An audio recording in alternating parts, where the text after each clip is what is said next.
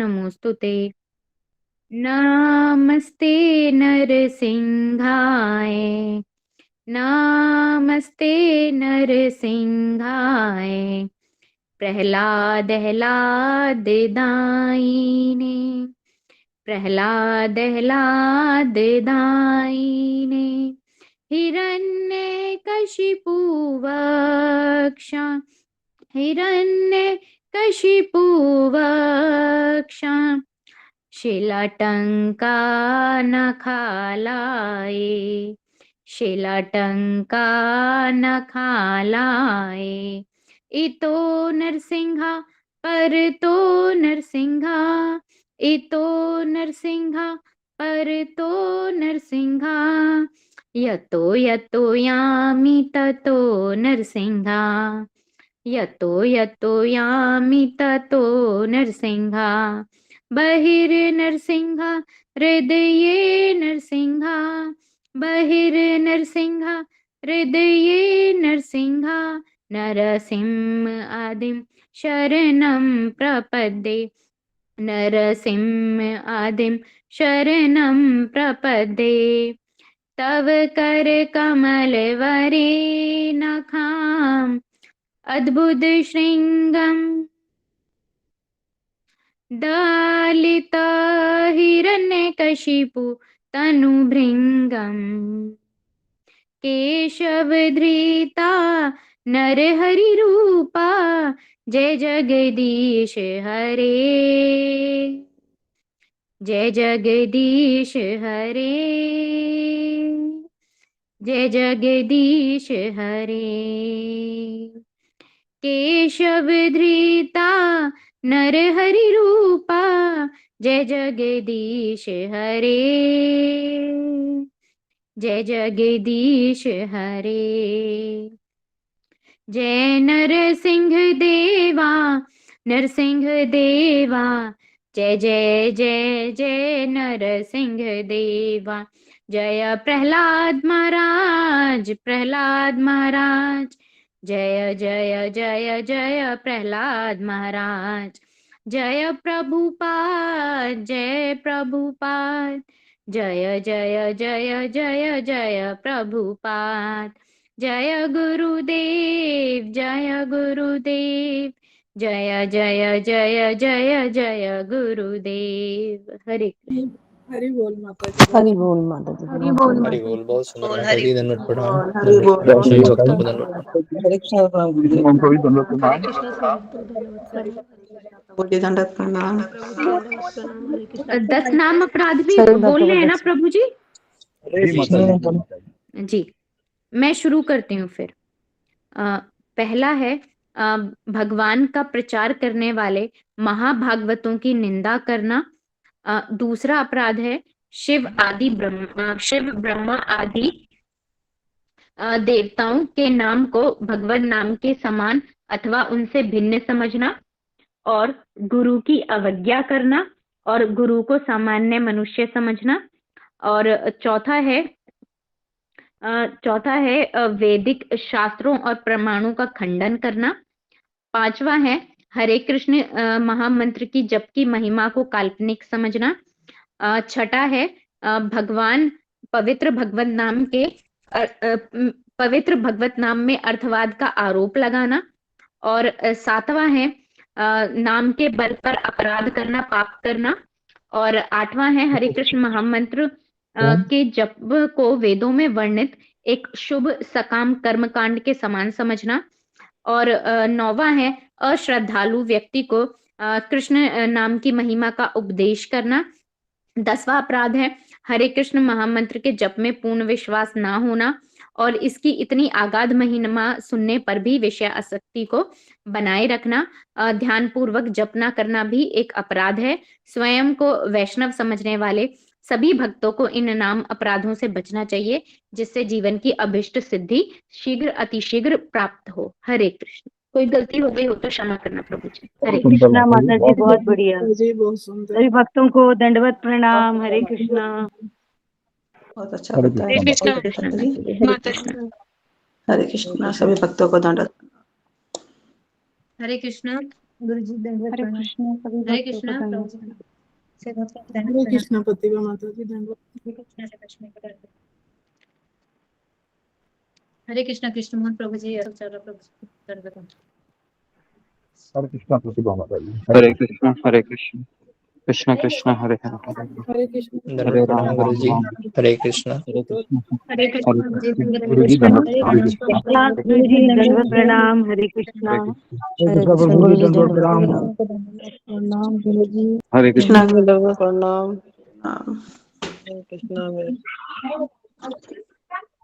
ओम अज्ञानतिमिरन्धस्य ज्ञानाञ्जनशलाकया चक्षुरुन्मिलितं येन तस्मै श्रीगुरवे नमः।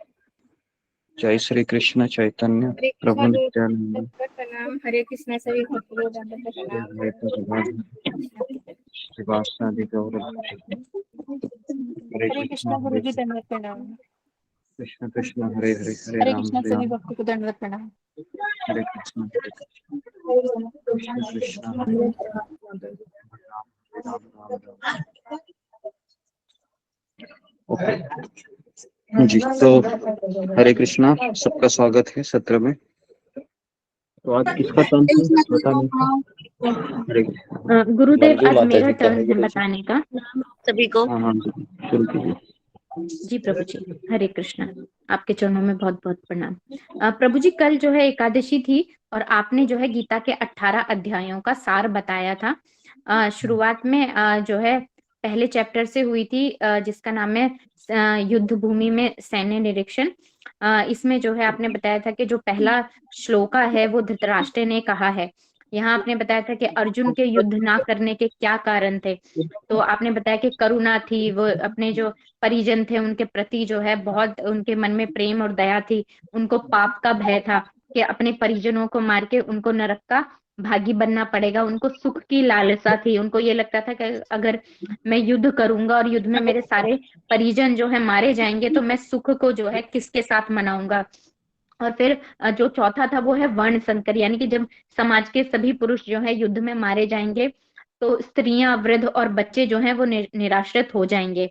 और जब स्त्रियों का कोई आश्रय नहीं बचेगा तो वो स्त्रियां दूषित हो जाएंगी और समाज में वर्ण संकर की स्थिति उत्पन्न हो जाएगी। फिर आप बताते हैं आगे, सेकंड चैप्टर पे सेकंड चैप्टर पे आप आते हैं जो गीता सार है। गीता सार में आप बताते हैं कि जो अर्जुन है वो इतने जो है भयभीत हो जाते हैं, इतना डिप्रेशन और स्ट्रेस का शिकार हो जाते हैं कि वो क्या करते हैं, वो अपने गांडीव को उठा करके साइड में रख देते हैं। वो कहते हैं कि मैं खड़ा भी नहीं हो पा रहा हूँ। अब हे श्री कृष्ण, मैं आपको अपना गुरु मानता हूँ। अब आप जो यथोचित हो, जो भी आप मुझे कहिए, मैं जो है खुद से डिसीजन नहीं ले पा रहा हूँ। तो यहाँ जो कृष्ण भगवान है वो सांख्य दर्शन देते हैं, यानी कि अर्जुन को आत्मा और जो है परमात्मा का जो ज्ञान है वो बताते हैं। वो उन्हें कहते हैं कि जो तुम दया कर रहे हो तो तुम्हें शरीर पर दया नहीं करनी है, तुम्हें आत्मा पर दया दिखानी है। और वो कहते हैं कि इन सब लोगों को जो है ये सब लोग जो है अगर तुम इनको नहीं भी मारोगे तो ये समय के अंत में अपने शरीर को त्याग ही देंगे। तो तुम अपने इनके शरीर पर दया मत करो, तुम जो है इनकी आत्मा पर दया करो और इन्हें जो है अगर ये युद्ध क्षेत्र में मारे जाएंगे तो इनको इनकी गति अच्छी होगी। और तुम अपने धर्म का पालन करो। वो अपने क्षत्रिय धर्म का याद दिलाते हैं उनको कि तुम अपने क्षत्रिय धर्म का पालन करो और युद्ध करो। आगे आगे जो है आप बताते हैं, भगवान जो है यहाँ एक्सप्लेन करते हैं कि सकाम कर्म योग क्या है, निष्काम कर्म योग क्या है, भक्ति योग क्या है, ज्ञान योग क्या है।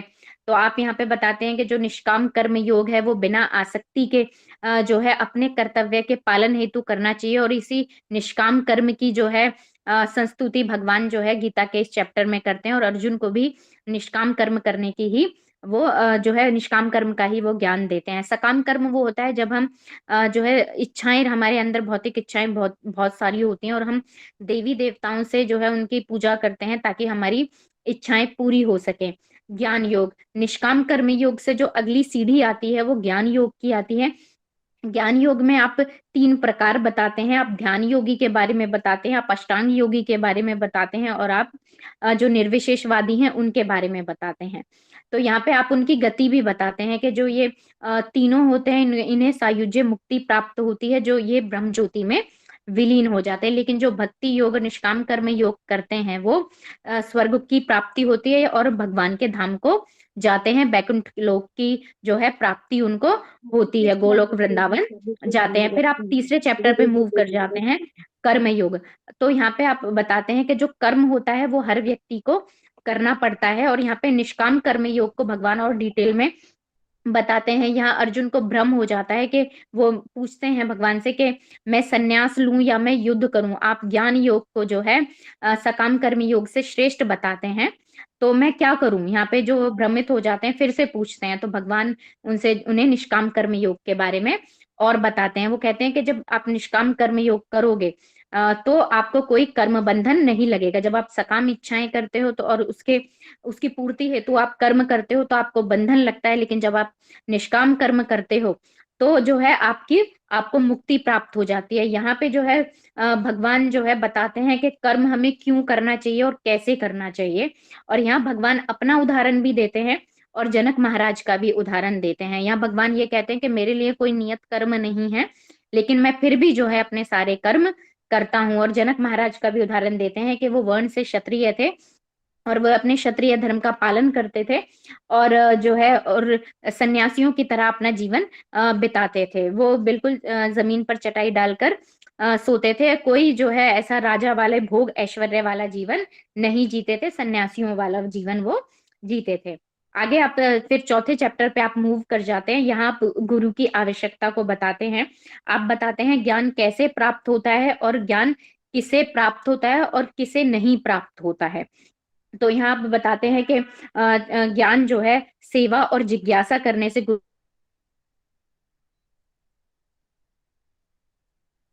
की सेवा और जिज्ञासा करने से ही ज्ञान प्राप्त होता है। फिर आप आगे बताते हैं कि 4 तरह के लोग होते हैं जो भगवान की शरण में आते हैं, आर्थ, अर्थार्थी, जिज्ञासु और ज्ञानी। जो आर्थ होते हैं वो होते हैं जो संसार में बहुत दुखी होते हैं और संसार के दुखों से इतने परेशान होकर के फिर वो भगवान की शरण में आते हैं। अर्थार्थी यानी जिन भगवान से काम इच्छाएं होती है, जो भगवान से अर्थ यानी कि पैसा चाहते हैं, धन चाहते हैं, वो भगवान की तरफ आते हैं। तीसरे हैं जिज्ञासु। जिज्ञासु वे लोग होते हैं जो मतलब जिनको जानना होता है, जिनके मन में उत्सुकता होती है, भगवान कौन है, मैं कौन हूँ, इस तरह के लोग भगवान की शरण में आते हैं। और चौथा है ज्ञानी। ज्ञानी जिन्हें पता होता है, थोड़ा आत्मा परमात्मा थोड़ा उनको ज्ञान होता है, वो भगवान की सेवा करते हैं। फिर 4 तरह के लोग जो नहीं आते हैं भगवान के पास, वो है मूढ़, नराधम, माया अपहृत ज्ञाना और आसुरी भावमिश्रिता। तो यहाँ पे जो आसुरी भावमिश्रिता है वो जो है नास्तिक लोग हैं।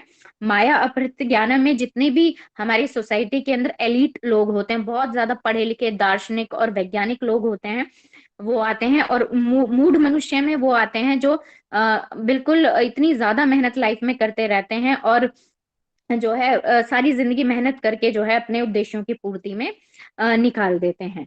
हरे कृष्णा प्रभु जी। आगे जो है आप 5th चैप्टर की तरफ मूव कर जाते हैं, कर्म योग।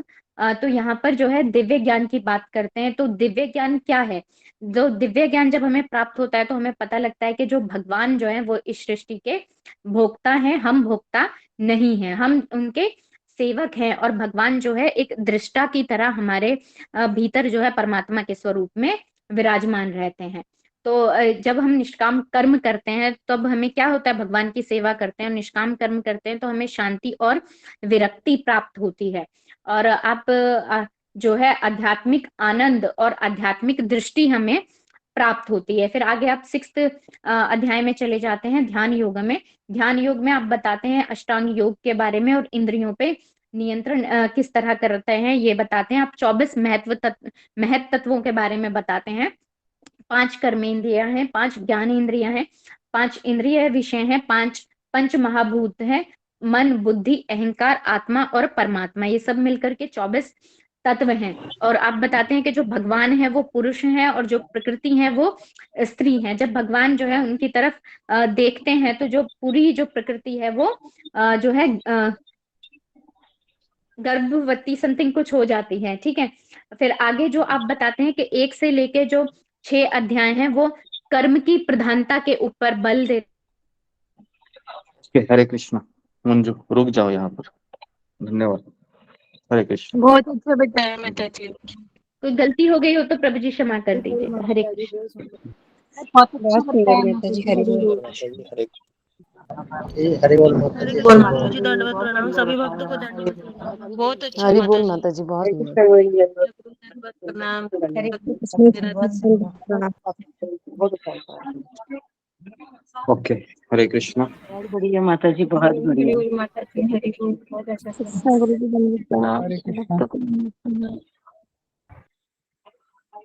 जी, तो अभी हम आगे बढ़ते हैं।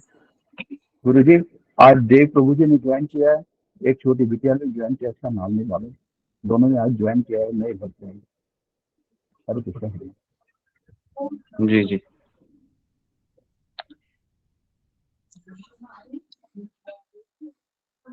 तो अभी हम आगे बढ़ते हैं। जी, जो भी भक्त नए आए हैं, है ना, कोई भक्त आए हैं नए, तो हम उनका स्वागत करते हैं 3 बार हरे कृष्ण महामंत्र बोल के। हरे कृष्णा कृष्णा हरे कृष्णा कृष्णा हरे हरे कृष्णा हरे, कृष्णा हरे कृष्णा हरे, कृष्णा हरे हरे हरे, हरे हरे राम राम हरे हरे राम राम, राम हरे राम राम, हरे हरे राम, हरे। राम हरे राम, हरे हरे कृष्णा, हरे। हरे हरे कृष्ण हरे, हरे हरे हरे कृष्णा, राम, कृष्ण हरे हरे राम कृष्ण हरे हरे हरे राम, राम, राम हरे राम राम राम, हरे हरे राम हरे। राम, हरे हरे हरे कृष्णा, कृष्णा, हरे हरे कृष्णा, कृष्णा, कृष्ण हरे कृष्ण, राम, हरे हरे राम, राम, हरे हरे हरे। हरे, हरे हरे राम, कृष्ण राम हरे हरे हरे। कृष्ण हरे हरे हरे राम राम राम हरे हरे हरे राम राम कृष्ण हरे हरे कृष्ण कृष्ण हरे राम कृष्ण कृष्ण, हरे राम हरे, हरे राम राम राम हरे हरे। हरे कृष्णा, कृष्णा कृष्णा, हरे हरे, हरे राम, राम राम, राम हरे। हरे कृष्ण, हरे हरे कृष्णा गुरु जी, दंडवत प्रणाम। हरे कृष्णा, दंडवत प्रणाम। ओके, हरे कृष्ण। तो अभी हम आगे बढ़ते हैं। सब लोग अपने कैमरा को ऑन रखिए और अपने आवाज को म्यूट रखिए, और जब भी आपको कोई सवाल पूछा जाएगा तो आप फिंगर को रेज कीजिए, फिर आपका नाम लिया जाएगा, फिर आप अनम्यूट करके बोल सकते हैं। तो हमारे 5 अध्याय पूरे हुए हैं। तो कल हमने पूरा 18 अध्याय का सार बताया था। कल एकादशी थी, कई भक्तों ने निर्जल उपवास भी किया था और 64 माला भी की थी। तो जिन्होंने जिन्होंने निर्जल उपवास किया था और 64 मालाएं की थी, तो उनको हम धन्यवाद देते हैं। तो जितने भी भक्तों ने 64 माला किए थे, निर्जल उपवास किया था, और जिन्होंने एकादशी का व्रत किया था, जिन्होंने कम से कम 1 माला भी किया था, तब उन हम सबके लिए हम 3 बार हरे कृष्ण महामंत्र बोल के उनको धन्यवाद देते हैं। हरे कृष्णा हरे कृष्णा कृष्ण हरे हरे कृष्णा, हरे कृष्ण कृष्णा, कृष्ण हरे कृष्ण कृष्ण, कृष्णा हरे हरे राम, हरे हरे, राम हरे, हरे राम, राम हरे हरे हरे कृष्ण, राम, कृष्ण हरे कृष्ण हरे, कृष्ण कृष्ण, राम हरे हरे राम राम, हरे। हरे हरे हरे, राम, राम हरे कृष्ण कृष्ण, हरे कृष्ण कृष्ण हरे हरे कृष्ण कृष्ण, राम, हरे हरे कृष्ण राम, कृष्ण, राम, हरे हरे हरे। राम हरे राम हरे राम राम हरे हरे राम, हरे हरे, राम, हरे हरे कृष्ण राम, हरे राम कृष्ण राम, कृष्ण हरे कृष्ण कृष्ण, हरे हरे हरे, राम कृष्ण, राम हरे कृष्ण राम हरे हरे हरे, हरे, राम राम हरे कृष्ण राम, हरे हरे कृष्ण राम। राम, हरे कृष्ण हरे हरे राम, हरे कृष्ण। राम, राम राम, हरे हरे हरे बोल। राम राम राम हरे हरे। ओके, हरे कृष्ण। तो ओके जी, तो जी, तो अभी हम 6ठे अध्याय के ऊपर चर्चा करते हैं थोड़ा सा। हरे तो राम, 5 अध्याय राम हमारे हो राम, हरे चुके हरे। हैं, और 6ठे अध्याय के बारे में हम चर्चा करते हैं।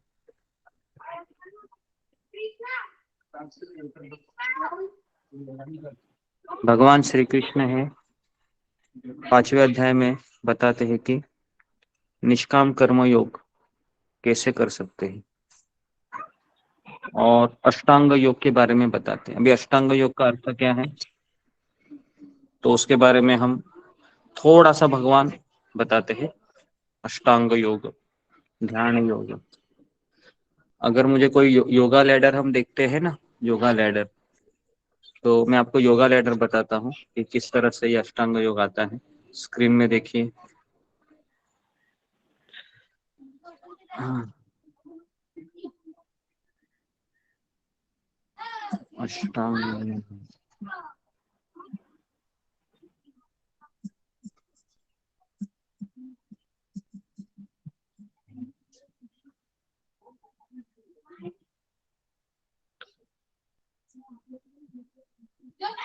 जी जी, तो ये लैडर है जिसको हम योगा लैडर कहते हैं।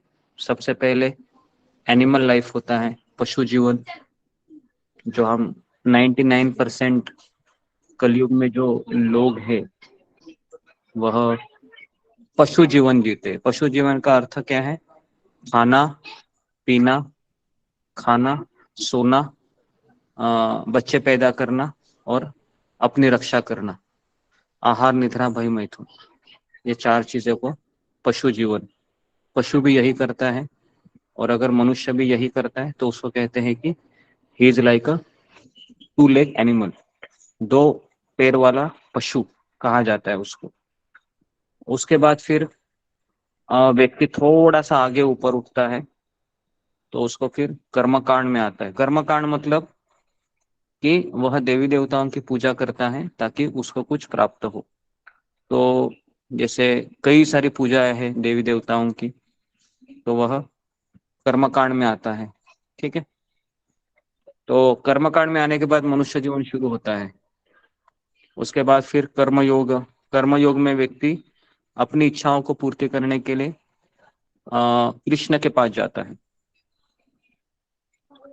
लेकिन ऐसे कई जन्म लेने के पश्चात फिर वह ज्ञान योग में आता है, मतलब कर्म तो करता है लेकिन फल की इच्छा नहीं रखता है। और इसमें बहुत सारे जन्म लेने के बाद फिर वह अष्टांग योग में आता है। अष्टांग योग मतलब उसका मन पूरी तरह से नियंत्रित होता है अभी, और वह आंखें बंद करके ध्यान कर सकता है। और उसके बाद 3 साक्षात्कार होते। हाँ, तो यहाँ पर आप देख रहे हो जो ज्ञान योगी है उसको ब्रह्मन रियलाइजेशन होता है, मतलब भगवान श्री कृष्ण कौन है तो कहते एक प्रकाश है।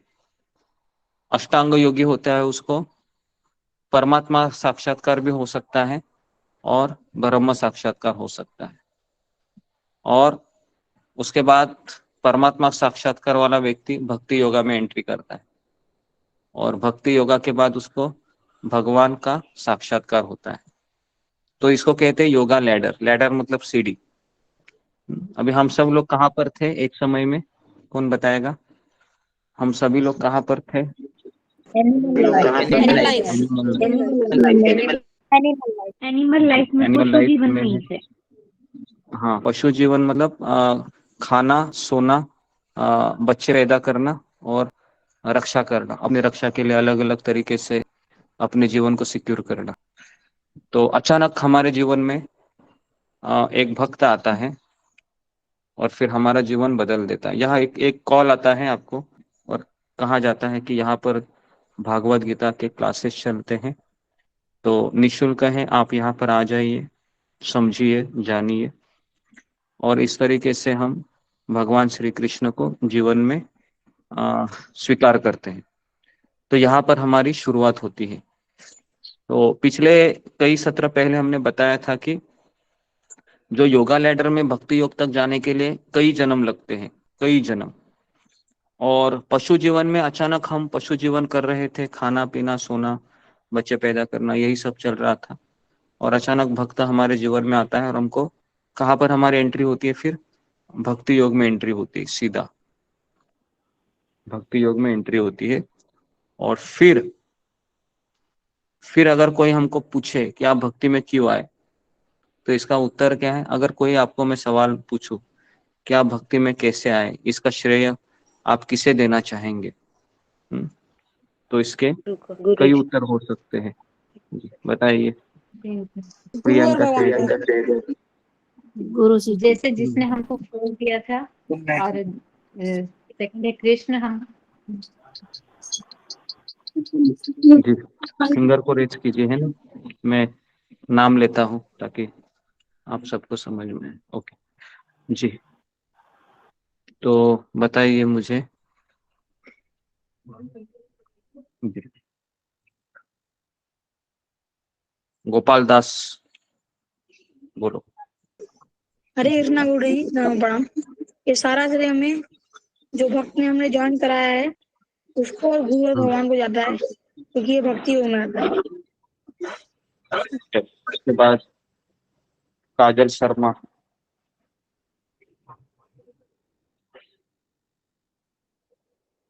उसके बाद प्रियंका सहगल। हरे कृष्णा गुरु जी, प्रणाम। गुरु जी, सारा श्रेय श्री कृष्ण को और हमारे मतलब जिन्होंने हमें कॉल किया था उन्हें, और हमारे जो पुण्य किसी जन्म के जो जागृत हुए हैं उनको जाता है। ओके, नेक्स्ट एकता सोमानी। कृष्णा गुरु जी, दंडवत प्रणाम। जैसा प्रियंका सहगल माता जी का, वैसे ही फिर आपसे सुना तो फिर अच्छा लगने लग गया, तो इस तरह से भक्ति में आ गई। ओके, तो हम भक्ति में आने का सारा श्रेय एक ही व्यक्ति को जाता है, वह है भक्त, डिवोटी ऑफ कृष्ण। ना हमारे पुण्य कर्म को जाता है, क्योंकि भक्ति ये पुण्य कर्म से ऊपर है ना। पुण्य कर्म से व्यक्ति कहाँ जाता है? स्वर्गलोक तक ही जा पाता है। तो हम यहाँ पर आए हैं, इसमें हमारे कोई पुण्य कर्म जिम्मेदार नहीं है, ना हमारा कोई बैड गुड लक है। कोई ये भी नहीं कह सकता कि मेरा गुड लक था। अगर आप भक्ति में आया है, हम सभी भक्ति में आए हैं, इसका एक ही कारण है, वो क्या है कि एक भक्त आपके जीवन में प्रवेश करता है, और फिर भले ही आपकी इच्छा नहीं होती है आगे बढ़ने की, लेकिन किसकी इच्छा ज्यादा होती है आपसे भी आगे बढ़ने की? भक्त की। उस भक्त की। भक्त भक्ति। तो इसलिए ये सारा श्रेय है, ये उस भक्त को ही जाता है।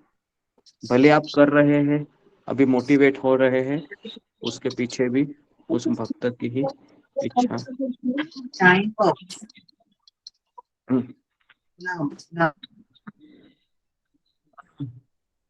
उसके बाद फिर अगला सवाल है कि इसके पहले मैं आपको एक कहानी सुनाता हूँ कि एक बार श्रील प्रभुपाद जी है अपने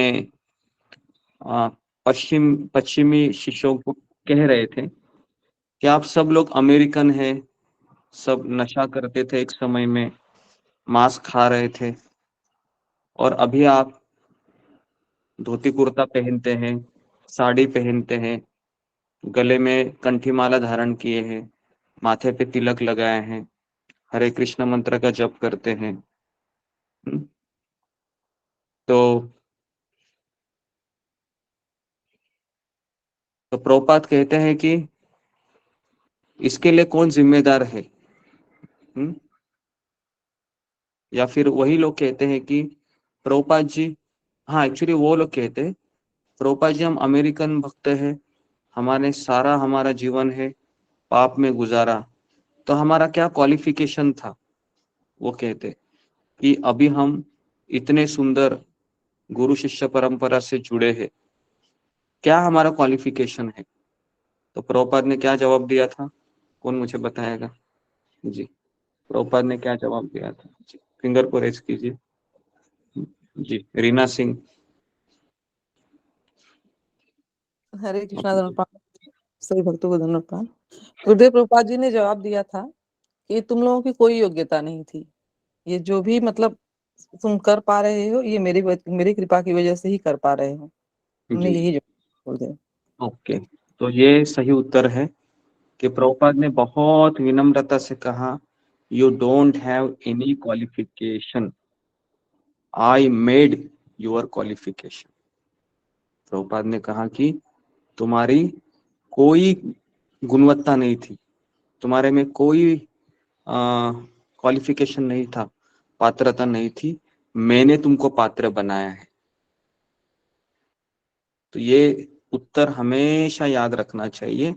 अगर मैं 64 माला भी किया, या फिर मैं 110 माला किया, या फिर मैं निर्जला किया, या जो भी मैं कुछ भी किया, तो हमें क्या सोचना चाहिए कि क्या कोई मेरा अधिकार था इस पे? क्या मेरी कुछ पात्रता थी?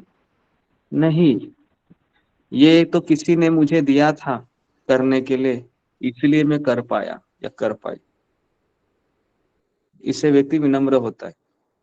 लेकिन ये आभास हो जाता है क्या हमको? नहीं होता है। हाँ, होता है कभी? नहीं हो पाता है। कभी होता है गुरुजी। जी, उल्टा हमें ऐसा लगता है कि मैंने कैसे किया ये, है ना, ऐसा लगता है मैं कैसे कर पाया, मैं कैसे कर पाई। तो हमेशा इस स्टोरी को याद करना चाहिए, मैं तो कुछ नहीं था, कुछ नहीं थी, कुछ नहीं रहूंगी, मुझे किसी ने क्वालिफाइड बनाया है इसके लिए, है ना। जब तक मैं उसके आज्ञा के अधीन रहूंगा, जब तक मैं उस व्यक्ति के आज्ञा के अधीन रहूंगी, तब तक मेरा गाड़ी आगे चलता रहेगा, चलता भी रहेगा और भागता भी रहेगा, है ना। और वो व्यक्ति कौन होते हैं?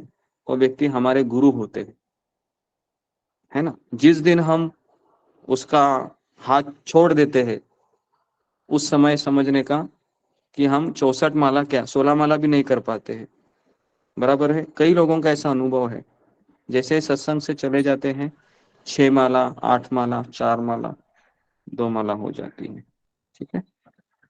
तो इससे हम विनम्र बनते हैं कि हमारी कोई योग्यता नहीं थी, हमें योग्य बनाया गया है।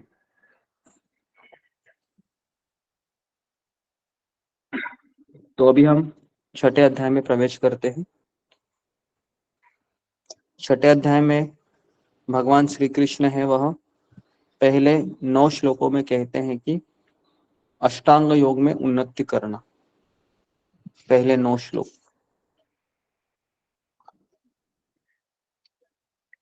10 से 32 श्लोक में अष्टांग योग अभ्यास के चरण।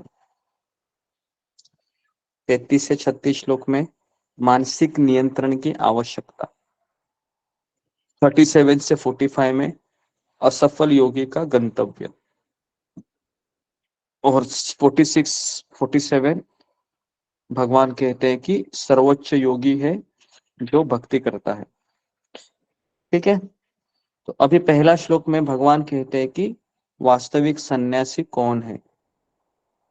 तो कल हमने काफी एक स्टोरी भी सुनाई थी, अगर आपको याद होगा तो मैंने एक स्टोरी बताई थी कि एक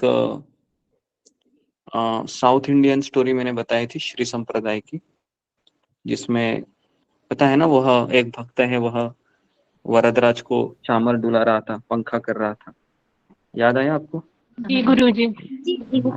हाँ जी। तो वो पंखा कर रहा था ऐसे ही, और अचानक मंदिर में एक भक्त आता है और माला करने बैठ जाता है।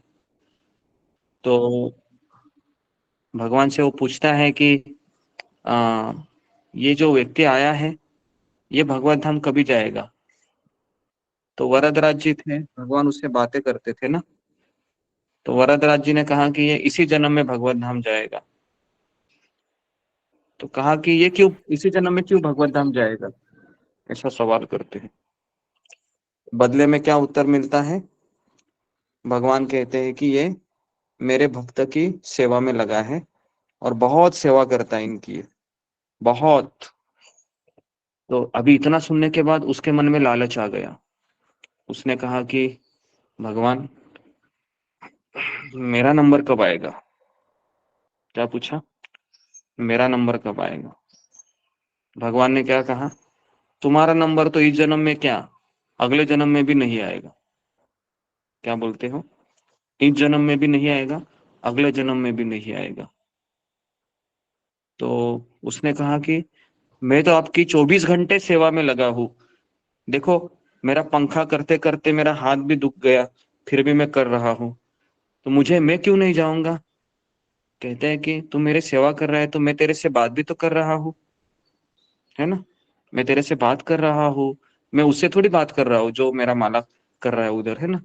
तो मेरा इतना सेवा कर रहा है तो मैं तुमसे बात कर रहा हूँ, तो हो गया ना।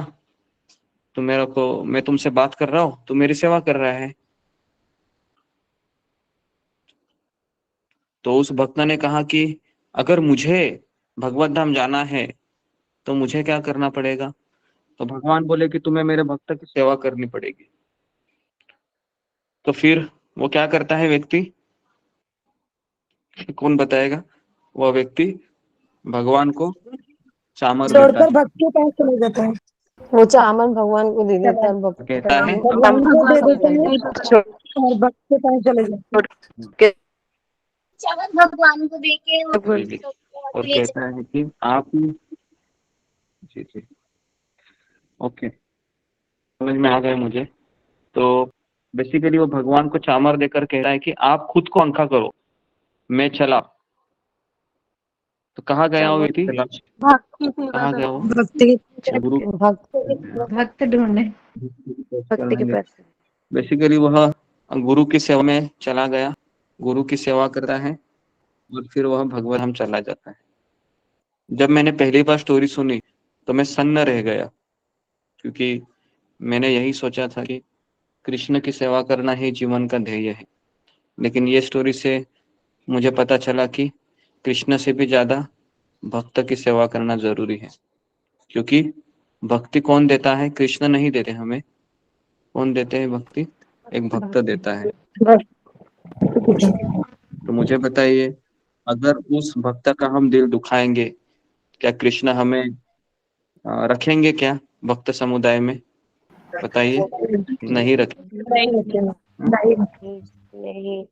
क्योंकि भगवान देखते हैं कि ऐसा भक्त मुझे मेरे मतलब एक एक नीच जाति के व्यक्ति को भी ये भक्ति देने के लिए इतना संघर्ष करता है। और जब व्यक्ति वो बड़ा होता है भक्ति में, तो वह अपने आप को श्रेष्ठ समझने लगता है और फिर उसी भक्त की निंदा करना शुरू करता है। तो भगवान ऐसे भक्त को सीधा निकाल देते हैं। ठीक है, ये कथा मुझे याद आ गई जो कहा था। ओके, और एक तीसरी कथा है जो मैं आपको बताता हूँ। वो है वो भी श्री संप्रदाय की कथा है। परम पूज्य राधानाथ स्वामी महाराज ने हमें बताई थी। दक्षिण भारत यात्रा में एक व्यक्ति थे जिनका नाम था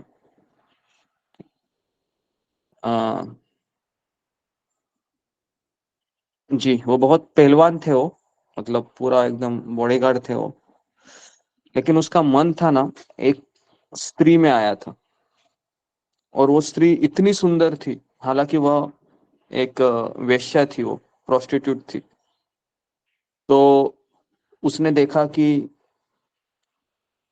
वो जब वेश्या आ रहा था, तो वेश्या आ रही थी तो उसकी सेवा में लग गया वो, कि वह धूप में जा रही थी। तो उसने क्या किया, ऐसे छतरी पकड़ा था और ऐसे छतरी पकड़ा था और उसी को देख रहा था वो।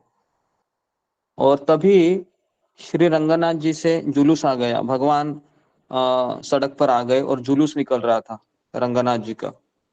तो वहां पर रामानुजाचार्य आए और रामानुजाचार्य ने देखा कि ये क्या हो रहा है, कि ये व्यक्ति इतना बड़ा पहलवान है और भगवान का जुलूस चल रहा है, और ये क्या कर रहा है, उस लड़की को देख रहा है, उसको शर्म नहीं आ रही है। तो रामानुजाचार्य ने कहा कि जाओ उसको बुला के लेके आ जाओ। पागल व्यक्ति है, समझ में नहीं आता इसको। तो रामानुजाचार्य ने कहा उस व्यक्ति को बुला के लेने के बाद कि तुम्हारा दिमाग खराब है क्या? तुम भगवान का जुलूस निकल रहा है और तुम उस वेश्या को देख रहे हो, तुमको थोड़ा भी लज्जा नहीं आती है?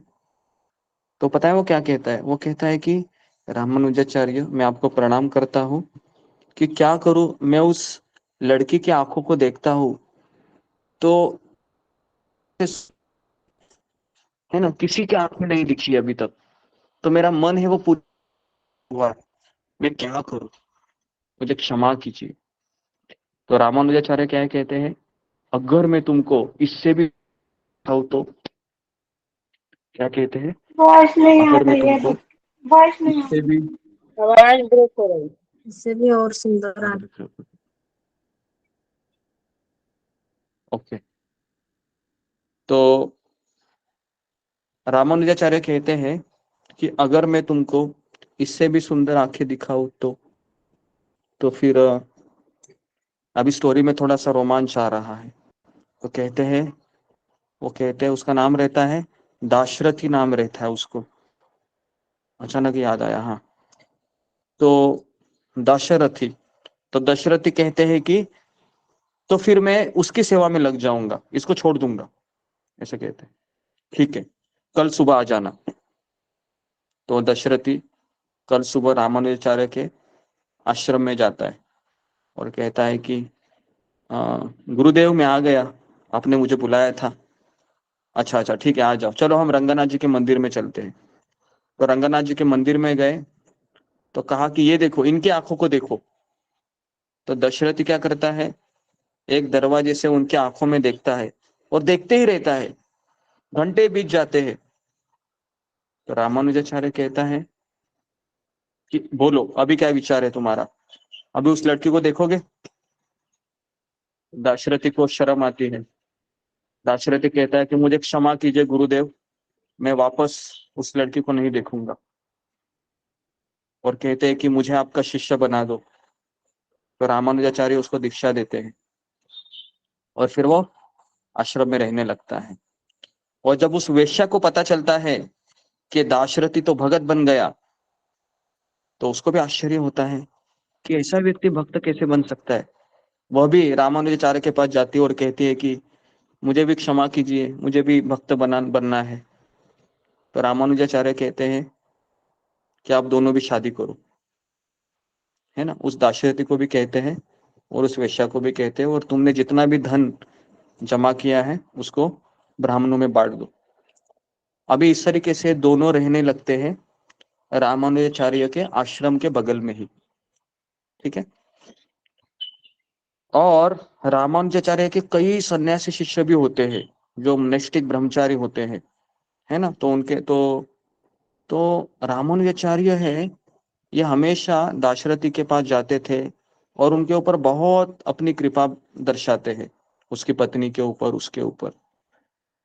तो रामानुजाचार्य के सन्यासी शिष्य को जब पता चलता है कि हमारे गुरुदेव एक शूद्र के पास इतना क्यों जाते हैं, अरे उसके पास क्या है, पत्नी है और शादी भी एक वेश्या से किया है, और हमारे गुरुदेव हमेशा उसके पास क्यों जाते हैं। तो हमारे गुरुदेव को पता नहीं है क्या, हम तो सन्यासी शिष्य हैं, हमारे पास तो कोई आते ही नहीं, आप ज्यादा बात ही नहीं करते हैं। तो एक बार सारे सन्यासी शिष्य रामानुजाचार्य के पास गए और कहा कि गुरुदेव हमें अच्छा नहीं लग रहा है कि आप उनके पास जाते हो। तो फिर रामानुजाचार्य को पता चलता है कि ये लोग मेरे ऊपर संदेह कर रहे हैं, तो गुरु का अपराध हो रहा है। तो उन्होंने कहा ठीक है, तो आप लोग क्या कीजिए पता है, कल रात को है ना मैं दाशरथी को अपने पास बुला लेता हूँ, और तुम क्या करो है ना, तुम उसके घर चले जाना और उसके सारे जितने भी देवरात है, जितने भी गहने हैं, सब चुरा के लेके आना। तो इस तरीके से रामानुजाचार्य के शिष्य बहुत खुश होते हैं, हाँ गुरुदेव सही कह रहे। फिर हम देखते हैं कि ये किस तरह से झटपटाता है ना। तो अगले दिन क्या होता है, रामानुजाचार्य उसको बुलाते हैं दाशरथी को, और सन्यासी शिष्य है ना चले जाते हैं, रात को जाते हैं, और उसकी पत्नी है ना सोई रहती है वहां पर, और उसके सारे शरीर पे उसने आभूषण रखे रहते हैं पूरा, है ना, पूरे बाल से लेके पूरे पैर तक। और जब उनके शिष्य हल्के से दरवाजा खोलते हैं और वो सोई रहती है, एक पलट में सोई रहती है ना, जैसे हम सोते हैं ना एक कुशी में, ऐसे एक साइड में। तो क्या करते हैं, जितने भी सन्यासी शिष्य हैं ना, उसके शरीर के सारे गहने हैं धीरे धीरे धीरे धीरे निकाल देते हैं। और उसके बाद फिर वो साइड पलटी मारती है, तो तुरंत वो सन्यासी शिष्य थोड़ा डर जाते हैं और क्या करते हैं, भाग जाते हैं फिर। और जैसे ही रात को आते हैं और रामानुजाचार्य को आंखों से इशारा करते कि हाँ गुरुदेव हो गया, काम हो गया। और फिर रामानुजाचार्य कहते हैं कि ठीक है दाशरथी, अभी तुम अपने घर जाओ, अभी देखो यहाँ पर क्या होता है। और रामानुजाचार्य कहते हैं अभी जाओ और देखो ये क्या करता है। तो जैसे ही दाशरथी जाता है, टक टक टक टक दरवाजा खुलता है और उसकी पत्नी आती है। पत्नी को देखता है कि ये तुम्हारे शरीर के गहने हैं, ये एक साइड पर क्यों है, दूसरे साइड का क्या हुआ। तो कहती है कि अभी कुछ थोड़ी समय पहले ही हमारे गुरुदेव के कुछ सन्यासी शिष्य आए थे, उन्होंने मेरे ये बगल के सारे जो देवरात थे सब लेके चले गए। और जब मैं ये साइड में मुड़ने लगी, क्योंकि मैं ये साइड की भी देने चाह रही थी, क्योंकि मुझे लगा कि हमारे आश्रम में पैसों की तंगी आई है, तो मैं अपने सारे देवरात उनको देने की तैयारी में थी, लेकिन आवाज ज्यादा हो गया इसके लिए वो भाग गए। जैसे ही दाशरथी सुनते हैं, वो जोर से अपनी पत्नी को चिल्लाते हैं, कहते हैं कि तुम इतनी निर्लज्ज हो कि इतना अच्छा अवसर मिला था तुमको, हमारे गुरुदेव की सेवा करने का, और तुम इतने जोर से तुमने क्यों पलटी मारी? थोड़ा सा धीरे अगर पलटी मारती थी तो सारे जितने भी गहने थे, है ना, हम हमारे गुरुदेव को देते थे और तुम इस संसार की सबसे भाग्यवान औरत हो जाती थी। क्या बोलते देखो, समझ में आ रहा है आपको? क्या बोलते हैं कि अगर तुम थोड़ा हल्के से अगर तुम बगल में ऐसा होती थी और अगर सहारे देवरात अगर लेके जाते थे तो तुम इस संसार की भाग्यवान औरत हो जाती थी। और जब ये सुनते हैं कौन? रामानुजाचार्य के शिष्य खिड़की से, तो उनको शौक लगता है, बाप रे, ये व्यक्ति शूद्र है, पत्नी के साथ रह रहा है, लेकिन इसकी क्वालिटी देखो, इसके गुण देखो, कितने सुंदर इसके गुण है। और रामानुजाचार्य बोल रहे थे, और तुम सन्यासी, एक बार मैंने क्या किया था, तुम लोगों के जो कोपिन होते हैं, है ना, उसको फाड़ दिए, तो तुम लोग ब्रह्मचारी सन्यासी एक दूसरे की जान लेने के ऊपर तय थे। तो बताओ अभी असली सन्यासी कौन है? ये लोग है या तुम लोग है? समझ में आ रहा है? तो सन्यासी किससे पता चलता है? सन्यासी इससे नहीं पता चलता है कि हम शादी किए हैं या शादी नहीं किए हैं। सन्यासी इससे पता चलता है कि हमारे अंदर कितना वैराग्य है? तो यह कहानी इतनी सुंदर है, इतनी सुंदर है कि इससे सारी चीज पता चलती है कि वह एक शूद्र था, अपने वो उस वेश्या पे आसक्त था, लेकिन गुरु की कृपा हो गई, दोनों पूरा समर्पित भाव से रह रहे थे। हालांकि उनके पास बहुत सारे जेवर थे, सब कुछ थे, लेकिन वो किसका मान रहे थे? वो सारे जेवर मेरे गुरुदेव के हैं, है ना। तो ये जो लेसन है ना, ये आज के तारीख में कोई समझाता नहीं है ना सुनाता है। सब लोग क्या बोलते हैं, अगर हमारे आश्रम में अगर मान लो कि हम अगर उसकी जगह रहते थे, हाँ, जैसे आप सभी यहाँ पर औरत है ना, अगर आप इस तरह के सोई रहती थी और आपके सारे जेवर अचानक कोई आता है और लेके जाता है, तो आप क्या करती थी? आप बोलती थी मैं लूट गई, बर्बाद हो गई, देखो मेरा क्या हाल हो गया, जोर जोर पुलिस से को लाते बुलाओ जल्दी जल्दी जल्दी जल्दी। तो ये हमारा रिएक्शन होता था, बराबर है। इस फर्स्ट रिएक्शन, है ना। समझ में आ रहा है? तो आप सोच रहे हो कि उस औरत का और हमारा कितना, अभी वो भी औरत ही है ना, हालांकि उसको डांटते भी है, उसका पति डांटता है कि तुम एक साइड के देवर क्यों दिया, दूसरे साइड के क्यों नहीं दे पाई। आप सोच रहे हो उसका हस्बैंड में कितना ये था, है ना। दूसरा हस्बैंड होता तो क्या बोलता था, अगर पागल औरत, ये तो तुमने जो देवर थे ना, ये तिजोरी में है ना, बंद करके रखने चाहिए थे, तुम इस तरह से खुला, है ना, घूमती रहती हो, सोती हो, इसलिए सब हो गया। वो ऐसा बोलता था, बराबर है। हस्बैंड भी ऐसा बोलता था और वाइफ तो रोने लगती थी। आप सोचिए कि इससे बहुत कुछ सीख सकते हैं हमें कि असली सन्यासी कौन है। असली सन्यासी वो नहीं है ना, जो अंदर से सन्यासी होना चाहिए। तो इसके लिए पहले श्लोक में भगवान यही कहते हैं इस छठे अध्याय के, कि जो पुरुष अपने कर्मफल के प्रति अनासक्त है, अनासक्त मतलब अभी देवर है ना, लेके जाओ, लेकिन वो जब वो लेके जाते हैं तो वो वाइफ पहचानती है ये कौन है करके, वो देखती है कि वह हमारे ही आश्रम के भक्तगण है। तो फिर वह, उसको पता रहता है जब उसके देवर उतारे जा रहे थे, है ना, वो अनासक्त थी वो औरत। अनासक्त का अर्थ क्या है? अनासक्त व्यक्ति के लक्षण क्या है? वह मिट्टी और सोना दोनों को समान रूप में देखता है। समझ में आ रहा है? अनासक्त व्यक्ति के लक्षण है मिट्टी और सोना समान रूप से देखता है। ठीक है, अभी ये हमारे लिए ये उदाहरण है, इससे हम क्या सीख सकते हैं? तो इसके ऊपर हम थोड़ा सा चर्चा करते हैं, है ना। ये फिंगर को रेज कीजिए कि ये जो उदाहरण हमने अभी अभी रामानुजाचार्य का पढ़ा, सुना, दोनों हस्बैंड वाइफ है ना, दोनों भी बेचारे अपने गुरु को समर्पित है, और अचानक उनके जीवन में ऐसी घटना होती है और अचानक इस तरह से वह अपना एटीट्यूड बताते हैं। क्या सीख सकते हैं इससे? जी जी, अनिता यादव। हरे कृष्णा गुरुजी, दंडवत प्रणाम। गुरुजी, हम इससे ये सीख सकते हैं कि अगर जो चीजें सुख सुविधाएं हमारे पास हैं हम उनको रख सकते हैं, लेकिन अगर वो चली जाएं तो हमें दुखी नहीं होना चाहिए। ये समझना चाहिए कि कृष्ण ने दिया था और अभी श्री कृष्ण ने ही मुझसे वापस ले लिया। ये सब उन्हीं की कृपा से ही मेरे पास था। अब उनकी इच्छा है, उन्होंने वापस ले लिया। दुखी नहीं होना चाहिए। हरे कृष्णा गुरुजी। ओके जी, तो ये से आंसर से कितने लोग सहमत है? वो फिंगर को लोअर कीजिए, है ना, अगर आप इस उत्तर से सहमत हैं। जी, बहुत लोग सहमत हैं। ठीक है, इसके अलावा और क्या उत्तर हो सकता है? ममता कुमारी।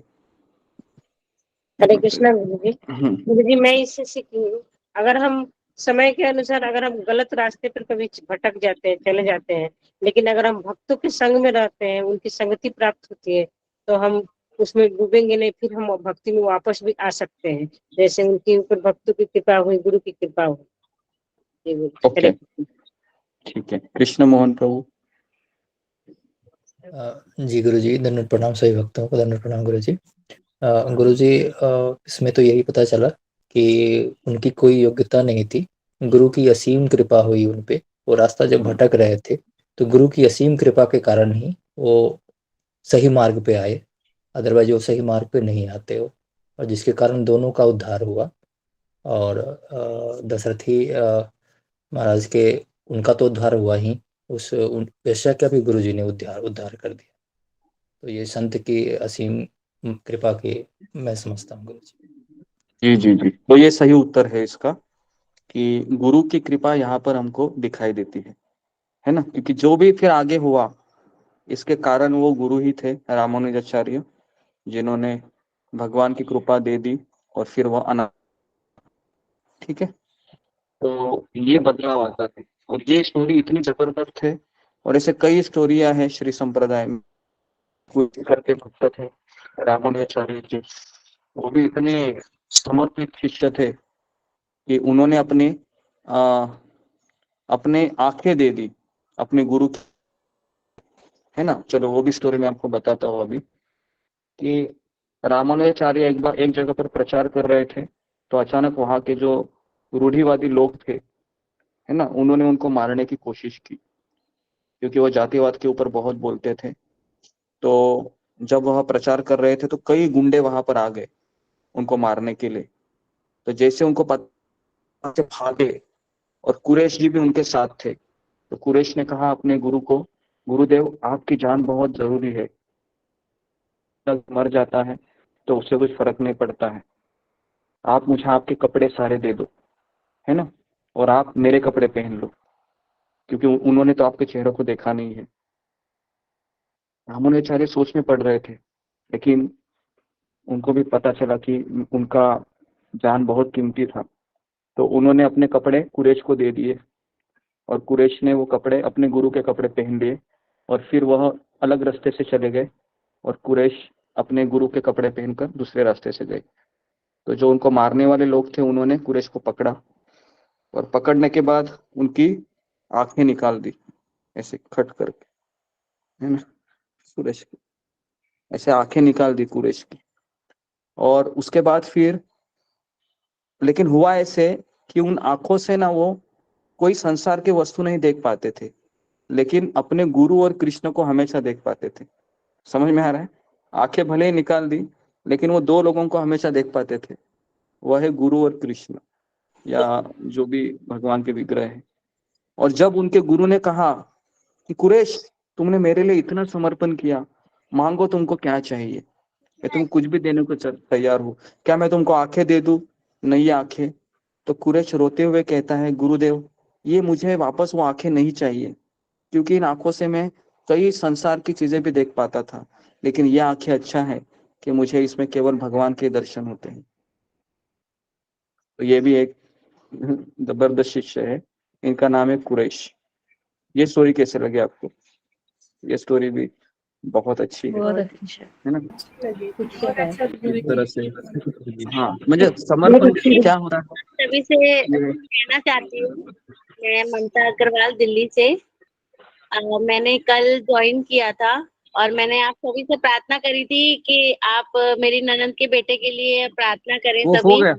हो गया सुबह हो गया माता जी उसका, है ना। तो अभी अब आप उनका इसके बारे तो परसों डिस्चार्ज हो जाएगा।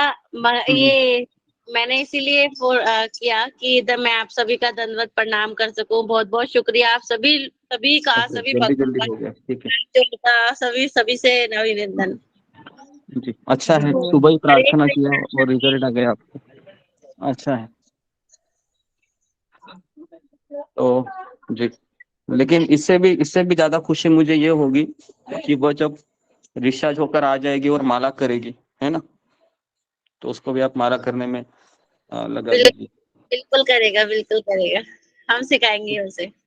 जी, तो आप सारे भक्तों का, है ना, धन्यवाद दे दो क्योंकि उन्होंने भी प्रार्थना की थी।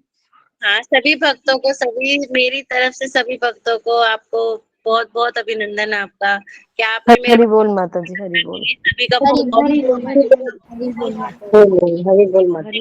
हरि बोल माता हरि हरि बोल बोल माता जी। हरि बोल बोल माता जी, हरि बोल हरि माता जी, हरि बोल माता जी। हरि बोल माता हरि जी, बोल हरि माता बोल। जी। हरि बोल। जी, हरि बोल माता जी, दंडवत ओके प्रणाम। ओके। तो अभी ये जो 2 स्टोरी हमने बोली, एक्चुअली हमने गीता में एंट्री नहीं की, लेकिन हमने 3 स्टोरी आपको बताई श्री संप्रदाय की। पहला स्टोरी मैंने बताया वह चामर वाला, आपको याद है ना, वो चामर ये कर रहा था, पंखा कर रहा था, और उसने फिर वो कहा कि मैं जा रहा हूँ आपको छोड़कर भक्त की सेवा करने के लिए। दूसरा स्टोरी मैंने बताया आपको, वह दाशरथी और उसकी पत्नी जो वेश्या थी, उसमें गुरु की कृपा हमको दिखाई देती है। और तीसरा स्टोरी मैंने बताया आपको कुरैश जी का, जो अपने गुरु की जान बचाने के लिए अपनी जान जोखिम में डाल देता है। तो श्री संप्रदाय में गुरु भक्ति है, इसको बहुत प्रोमिनेंट दिया गया है ना, गुरु भक्ति। तो इसके लिए, लेकिन जो गुरु होता है वह भी हमेशा अपने आप को भगवान का दास मानता है, सेवक मानता है, तो इसके लिए वो जेन्युइन गुरु होता है ना। और ऐसा गुरु अगर हमारे जीवन में मिलता है तो समझने का कि हम ब्रह्मांड में सबसे भाग्यशाली व्यक्ति है, क्योंकि देवी देवता भी कलयुग में पृथ्वी लोक पर जन्म लेने के लिए तरसते हैं, क्योंकि वहां यहाँ पर आध्यात्मिक गुरु मुझे मिल जाए और फिर मैं डायरेक्ट गोलोक वृंदावन जा सकूं। तो इसलिए हमें बहुत जरूरी है। शिला प्रभुपाद भी 4थे अध्याय के जो 22वां श्लोक है, तद्विधि प्रणिपातेन, उसके तात्पर्य में लिखते हैं कि भक्ति योग की सफलता का रहस्य ये है कि अपने आध्यात्मिक गुरु को खुश रखना, है ना। उसमें उस तात्पर्य में लिखते हैं कि आध्यात्मिक जीवन की सफलता का रहस्य ये है कि आध्यात्मिक गुरु की प्रसन्नता और उनकी सेवा करना बेसिकली। और यही चीज शिला प्रभुपाद जी ने अपने जीवन में की, यही चीज परम पूज्य राधानाथ स्वामी महाराज ने अपने जीवन में की, और यही चीज शिला प्रभुपाद के बहुत सारे शिष्य हैं, उन्होंने भी अपने जीवन में की, है ना। मैं भी प्रयास करता हूँ, जो भी गुरुदेव अपने प्रवचन में बताते हैं, तो हमेशा गुरुदेव के प्रवचन में एक श्लोक हमेशा होता है, तृणादपि सुनीचेन तरोरपि सहिष्णुना अमानिन मान देना कीर्तनीय सदा। वो हमेशा कहते हैं कि विनम्रता ही ऐसा रहस्य है जिससे हम भक्ति के अंदर प्रवेश कर सकते हैं। और वो हमेशा कहते हैं जब तक हम कृतज्ञ नहीं है हमें जो मिला है उसके लिए, तब तक हम भक्ति के गहराई में प्रवेश नहीं कर सकते। वो हमेशा कहते हैं कृतज्ञ रहना चाहिए, विनम्र रहना चाहिए, ताकि कभी हमको अहंकार छू ना सके। और हमेशा कोई भी कंप्लेंट नहीं करना चाहिए भक्ति में, जो कुछ मेरे साथ हो रहा है उसको हमको कृष्ण की अचिंत्य शक्ति के रूप में स्वीकार करना चाहिए, और समय के प्रभाव से वो सारा रिवील्ड हो जाएगा कि कृष्ण आप कितने दयालु हैं, आप कितने भक्तवत्सल हैं, इस तरीके से। ठीक है, तो यहाँ पर मैं रुकता हूँ।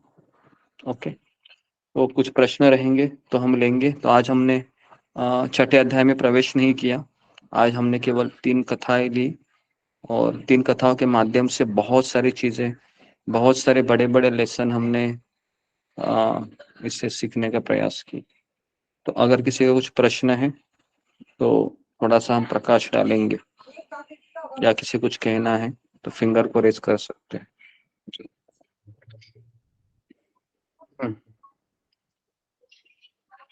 एक मिनट जी, अभी कीजिए। हरे कृष्ण हरे कृष्ण। जी देवी मंडल माता जी। पंचांग प्रणाम गुरुजी, उपस्थित सभी भक्तों को पंचांग प्रणाम।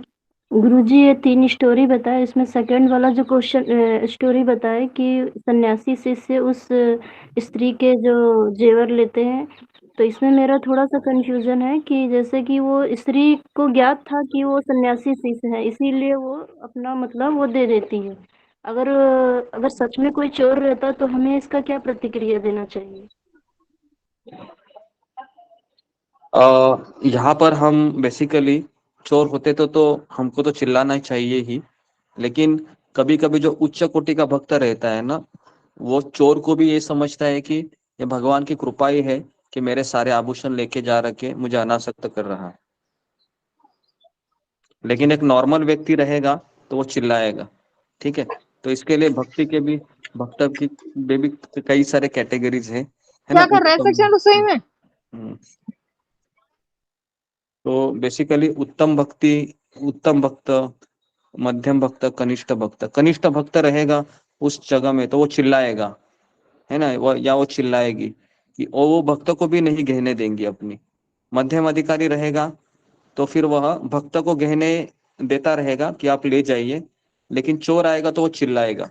लेकिन उत्तम भक्त रहेगा, है ना, जो शरणागत भक्त, वो कोई भी परिस्थिति में बोलेगा कि चलो आप लेके जाइए, मुझे कुछ नहीं चाहिए।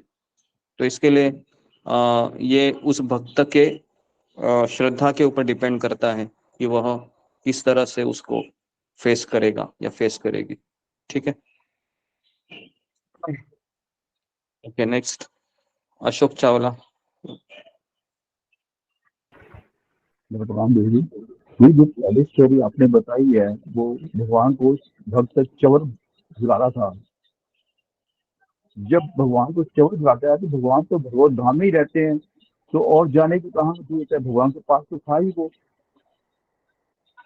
जी, तो एक चीज मैं आपको बताऊं, अगर किसी भक्तों को भागवतम में भगवान कहते हैं वरदान मांगो, जैसे नरसिंह भगवान प्रहलाद महाराज को कहते हैं कि प्रहलाद मांगो तुमको क्या वरदान चाहिए, तो प्रहलाद महाराज कहते हैं कि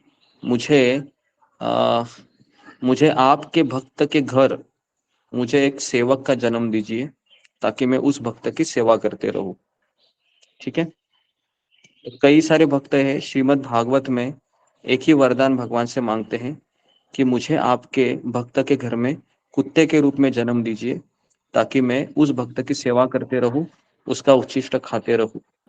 क्योंकि सबसे बड़ा आनंद भक्ति में भगवान के भक्त की सेवा करने में है, ना कि भगवान की सेवा करने से जो हमको आनंद मिलता है उससे कई गुना आनंद हमें भक्त की सेवा करने से मिलता है। तो इसलिए कई लोग इसको समझ नहीं पाते हैं कि भक्त की सेवा करना ये इतना महत्व क्यों बताया गया है। भगवान खुद शास्त्र में कहते हैं कि मैं वैकुंठ में भी नहीं रहता हूँ, ना मैं योगी जनों के हृदय में रहता। हे नारद, मैं कहाँ रहता हूँ सुनो, जहां पर मेरे भक्त मेरे कथा का कीर्तन करते हैं, एक दूसरे के साथ अच्छे से सहयोग देते हैं, वहीं पर मैं नारद हमेशा रहता। समझ में आ रहा है आपको अशोक प्रभु? ओके जी। उसके बाद काजल शर्मा। हरे कृष्णा गुरु जी, धन्यवाद स्वामी। मुझे वो अच्छा लगा कहानी जो अपने गहना सब दे देते हैं और गुरु का कृपा बनता है, तो वो मुझे अच्छा लगा। अगर गुरु जीवन में आने के बाद अगर कुछ हमारा होता है सब गुरु जी के चरणों में अर्पित करते हैं। ओके, हरे कृष्णा गुरु जी।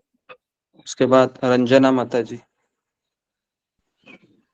हरे कृष्णा गुरुदेव, आपके चरणों में धन्यवाद प्रणाम। गुरुदेव, मेरे जीवन में भी ऐसा ही हुआ, मतलब भगवान ने बहुत बड़ी कृपा की। भगवान का ही सब कुछ था तो उन्होंने सब कुछ मेरे को अनासक्त करने के लिए मेरा सब कुछ ले लिया। तो बहुत बड़ी कृपा है मेरे साथ। और मैं से बहुत महसूस करती हूँ कि भगवान को अपनी भक्ति से जोड़ना था, भक्तों का सेवा करने के लिए देना था, इसलिए भगवान ने हमारे साथ ऐसा किया। तो बहुत महान कृपा भगवान ने हमारे ऊपर की।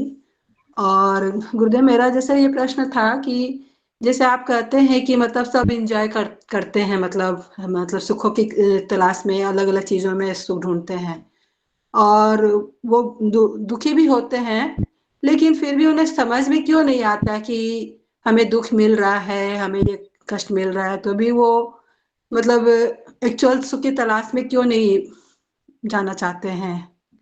जब तक मैं आपको एक चीज बता रहा हूँ कि आप सब लोग माला जप कर रहे हैं, सत्संग में आ रहे हैं, लेकिन परम पूज्य राधानाथ स्वामी महाराज और श्रीमद् भागवतम हमेशा कहता है, जब तक हमारे माथे पे किसी भक्त की चरण धूलि नहीं लगेगी, जब तक हम किसी भक्त का एकदम नीचे लेवल पे जाके सेवा नहीं करेंगे, तब तक भगवान की कृपा हमको नहीं मिलती है।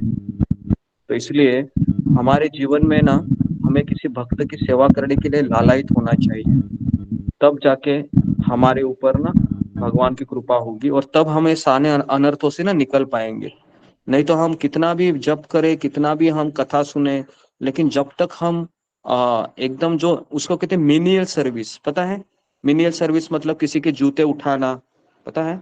या किसी के प्लेट बर्तन धोना, झूठे बर्तन उठाना, या किसी के झूठे जो पत्तल होते हैं ना, पता है? पत्तल लेने के बाद उसको जमा करते हुए फिर कचरा दान में डालना, ये सब मिनियल सर्विस होते हैं। हम जब ये करते हैं ना वैष्णव की, तब जाके वो भगवान की कृपा हमारे खाते में जमा होती है। लेकिन कई लोग इसको कर नहीं पाते हैं, क्योंकि मन नहीं मानता है ना। मन को लगता है कि ये सेवा अच्छा है ना, कि मैं मेरे गुरु के बगल में रहूं, ये सेवा अच्छी लगती है। लेकिन ये वैष्णव का सारा ये उच्छिष्ट में सब निकालू, कचरा गंदगी, ये अच्छा नहीं है। तो इसलिए कई बार है ना, हम कृपा के हमेशा अपात्र ही रहते हैं, कृपा मिलती नहीं है ना। हमारे आचार्यों ने तो ऐसी ऐसी सेवा की अपने गुरु की, पता है ना, कि हम सुनने के बाद ही लगेगा कि मेरे से तो ये जीवन भर नहीं होगा, है ना। ऐसी ऐसी सेवाएं की है, तो आप सोच सकते हो।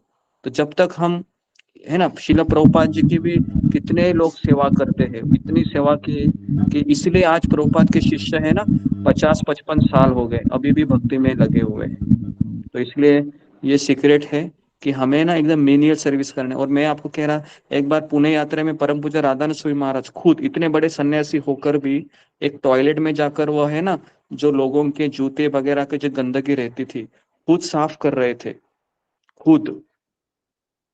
अभी आप सोचिए, इतने बड़े सन्यासी है, इतने उनके शिष्य है। जब मैं सुना तो मैं सोचा कि ये हमारे गुरुदेव कितने महान है कि इतने नीचे स्तर पर जाकर भी वो सारा अपने शिष्यों क्या एक्चुअली वो गंदगी है खुद साफ कर रहे हैं। तो ये हरे कुछ कृष्ण गुरुजी, है ना। गुरुजी चुपके तो से भी कर सकते हैं, जैसे मंदिर जाते हैं तो भक्तों की चप्पल वगैरह साफ। जी कर सकते हैं, चुपके से भी कर सकते हैं, लेकिन अगर और भक्त मुझे देखे, ये है ना, कभी कभी क्या लगता है कि अरे दूसरों को पता नहीं चलना चाहिए कि मैं कैसी सर्विस करता हूँ, ये भी एक होता है ना, कि दूसरों को क्या मैं मुंह दिखाऊं, अरे ये इतना गंदा प्लेट में कर रहा हूँ, गंदगी या ये इतना उच्च गंदा में सब बर्तन वगैरह सब साफ कर रहा हूँ। अभी मैं आपको बताऊं, हमारी जब यात्रा निकलती है ना, तो सबसे ज्यादा पता है सेवा कहाँ पर ज्यादा लोग हमेशा लालायित रहते हैं, कि वैष्णव के जो बर्तन होते हैं ना, वहां पर ना ऐसे घिसने की सेवा रहती है साबुन से, तो वहां पर ज्यादा लोग आते हैं। बाकी की कोई सेवा नहीं, क्योंकि वो बोलते हैं कि ये सेवा मैं करूंगा ना, लोगों के बर्तन, वैष्णव के बर्तन धोऊंगा ना, तो मेरे अंदर का जो हृदय है ना, उसका गंदगी भी निकल जाएगा। समझ में आ रहा है ना। तो ये हमारा भाव होना चाहिए। ये भाव अगर होगा ना, तो भक्ति एक बहुत अच्छी जगह है। और अगर ये भाव रहेगा ना कि मैं भक्ति में हमेशा अपने कपड़े को, है ना, कभी कभी हम दंडवत मारते हुए भी कई बार सोचते हैं कहीं गंदगी तो नहीं लग जाए जमीन की, पता है, ये भी होता है। कभी कभी वृंदावन जाते हैं, सोचते हैं कि कहाँ मैं दंडवत मारूं, कहाँ गंदगी नहीं है, तो गंदगी, बिना गंदगी का स्थान खोजते रहते। समझ में आ रहा है आपको। तो इससे पता चलता है कि हम कितना अपने बारे में सोचते हैं। ठीक है, ओके। आखिरी क्वेश्चन, रोमा साहा। हरे कृष्णा गुरुजी, धन्यवाद प्रणाम। गुरुजी, मेरा क्वेश्चन ये है जैसे आपने बोला, ये स्टोरी से पता चल रहा है एक शिष्य को गुरु के ऊपर कितना भरोसा होनी चाहिए, कितना डिपेंड होनी चाहिए। अगर आज के डेट में हम देखते, अगर हम ऐसे शिष्यों, खास करके मैं फीमेल की बात कर रही हूँ, अगर कोई गुरु के ऊपर इतना समर्पित हो व उनके लिए इतना सोचे, जैसे हमें इस क्लास से मिलने को जो मिल रहा है हमें, तो हम अगर सोचे जो हम भी ऐसे करें, हमें भी ऐसे करनी चाहिए, तो ये क्या, सबसे पहले तो रोक टोक हमें घर से ही मिल जाती है, घर वालों से ही मिल जाती है। हमें ऐसे भरोसा कैसे कर सकते हैं? आपको कैसे पता ये गुरु इतनी अच्छी है, ये जो बोल रहा है वही सही है? एक चीज जी, एक चीज याद रखिए, अगर मान लो सामने वाला व्यक्ति वैसा हो भी नहीं है, लेकिन वो भक्त है, चाहे वो कनिष्ठ हो, मध्यम हो, उत्तम हो, कोई भी हो, लेकिन अगर आपका भाव अगर सही है तो भगवान आपके भाव को पकड़ लेंगे। समझ में आ रहा है? तो इसके लिए क्योंकि गुरुजी मेरे साथ ऐसा हुआ था, मैं एक बार पढ़ा था स्टोरी में बुक से, तो मैंने एक वैष्णव का एक बार झूठा खा लिया था, इस्कॉन का ही प्योर वैष्णव था। तो इस बारे में मुझे काफी कुछ फेस करने पड़े थे। इवन मेरी माँ खुद कहे थे, ये सब जो कर रहे हो ये क्या सही है, कैसे जानते हो ये अच्छी गुरु, ये अच्छे है, ये नहीं, ये तुमने इनको खा लिया झूठा, ये गलत। तो ये खुद मेरे साथ ही हुआ था, तो मुझे काफी कुछ सुनना भी पड़ा था ये चीज के लेके। तो मैं वही बोल रही हूँ, खास करके हम महिला को ये चीज के लिए काफी क्वेश्चन उठते हैं, क्या भरोसा किया तुमने, क्या देखा इनमें जो तुमने ये भरोसा कर ले, ये असली वैष्णव है, असली गुरु है, क्या सोच के तुमने ये किया था? तो काफी क्वेश्चन मेरे ऊपर हुआ था। इवन मेरे हस्बैंड भी काफी गुस्सा हो गए थे उस टाइम। तो ये सब चीज मैंने कहा। जी जी, तो बेसिकली इसके लिए बताना चाहिए कि हमें किसी अपने सह भक्तों का भी झूठा नहीं खाना चाहिए। हमें केवल अपने गुरु का ही झूठा, अगर वो भी वो स्वयं दे तो ही खाना चाहिए। नहीं तो अगर मेरे बगल का भक्त है या मेरे सत्संग का कोई भक्त है, उसका भी झूठा नहीं खाना चाहिए। स्ट्रिक्टली ये मना किया है। कल ही हम किसी से बात कर रहे थे तो उन्होंने भी यही कहा, हम ब्रह्मचारी हैं, एक दूसरे के साथ बैठते हैं, लेकिन हम कभी एक दूसरे का झूठा नहीं खाते। हमको मना किया है आश्रम में भी। तो ब्रह्मचारी लोग इसको फॉलो करते हैं, तो हम तो घर में रहने वाले गृहस्थ हैं, हमको तो इसको फॉलो करना ही चाहिए, है ना? ओके, आखिरी है मीनाक्षी रावत जी, बोलो। हरे कृष्णा गुरुजी, दंडवत प्रणाम, सही भक्तों को दंडवत प्रणाम। गुरुजी मेरा एक क्वेश्चन था कि हम जैसे तिलक लगाते हैं तो हमें पता है कि ये एक तुलसी पत्र होता है और कृष्ण के चरण होते हैं, लेकिन विग्रह में देखा है कि स्वयं मतलब भगवान भी वो चिन्ह को धारण करते हैं। तो अगर हमसे कोई पूछता है कि आप तो ठीक है धारण कर रहे हो, लेकिन भगवान क्यों ऐसे धारण कर रहे, तो उसका क्या जवाब है? भगवान भी अपने भक्तों के, है ना, चरण को अपने सर पे धारण करना चाहते हैं, ये भगवान का भाव है। तो इसके लिए भगवान का ही ये भाव है। अभी मुझे बताया कि भगवान है वो सुदामा के भी चरण धोते हैं ना, हालांकि उनको आवश्यकता नहीं है। तो इसके लिए भगवान भी तुलसी को धारण करते हैं, है ना। और भगवान अपने गोपी के जो है गोपी चंदन, है ना, गोपी चंदन भगवान खुद धारण करते हैं। तो भगवान के अंश होने के नाते हमको भी ये, है ना, हर एक भक्त का चरण धूलि हमको लेने की अभिलाषा करना चाहिए। लेकिन चरण धूलि लेने का सही अर्थ क्या है? उसकी आज्ञा का पालन करना। नहीं तो चरण धूलि लेना बहुत आसान है, बराबर है। किसी का उचित खाना भी बहुत आसान है, उसके लिए 1 मिनट भी नहीं लगता है, लेकिन आज्ञा का फॉलो करने के लिए पूरी जिंदगी चली जाती है ना। तो इसके लिए आप सभी भक्त आ तो रहे हैं, लेकिन जब तक आपको 3 साल 5 साल, कम से कम जब आप 3 साल 5 साल भक्ति करेंगे ना ऐसे, तो आपको कुछ कुछ साक्षात्कार भी होंगे, है ना। तो इसके लिए जब तक कोई 3 साल 5 साल कंटिन्यू ऐसे आ रहा है, अपने शरीर को तपा रहा है ना, उसके बाद फिर आप देखोगे कि आपका जीवन है वो कठिनाई आने के बाद भी आप हमेशा चलते रहेंगे, है ना, इस तरीके से। क्योंकि अभी 6 महीना 1 साल आना 1.5 साल आना ये तो ठीक है, लेकिन भक्ति मार्ग है ये ना 1.5 साल का है, 2 साल का है, 4 साल का है, 5 साल का है। जिंदगी भर चलते रहने के लिए ना कई हमारी साक्षात्कार की आवश्यकता होती है। कई बार हमको मार्गदर्शन लेना पड़ता है, कई बार कंफ्यूजन होता है, कई बार हमको है ना निराश होना पड़ता है, कई बार मोटिवेशन की आवश्यकता पड़ती है, तब जाके हम टिके रहते हैं, है ना। और इसके लिए ना ये जो मैंने 3 कथाएं बताई, इसके पीछे वो सारा रहस्य ना छिपा हुआ है। अगर आप इस 3 कथाओं को बहुत मंथन करोगे तो आपको पता चलेगा कि दाशरथी का कोई क्वालिफिकेशन नहीं था, ना उस वेश्या का क्वालिफिकेशन था, वो केवल रामानुजाचार्य की दृष्टि पड़ी उसके ऊपर और कहा कि इसको कृपा देना चाहिए, और उसको कृपा दे दिया। और कृपा ऐसा दिया, आप सोचो, जो ऐसा भाव कि सारे गहने लेने के बाद भी वो बोलता है कि क्यों नहीं सब कुछ दे पाई तुम, सब कुछ देना था, हमारा क्या है, कुछ नहीं। और ये ऐसा नहीं कि नाटक के कुछ बोल थे, हृदय से आ रहे थे, जेन्युइन थे वो, है ना। तो इसके लिए हमको देने का भाव है ना अपनाना चाहिए। हम सोचते हैं कि मेरा लोन है, मेरा कर्जा है, मैं कैसे दूं, है ना। तो यहाँ पर हमारी परीक्षा होती है। अगर हम कभी देंगे नहीं ना तो हमें यहाँ ही रहना पड़ेगा फिर। तो इसके लिए हमको देने का भाव स्वीकार करना चाहिए। ठीक है, ओके, तो यहाँ पर मैं रुकता हूँ। बहुत बहुत धन्यवाद आप सबका। हरे कृष्णा कृष्णा कृष्णा हरे हरे।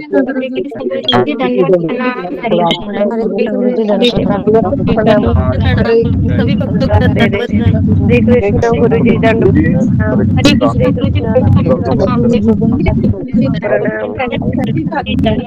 प्रणाम।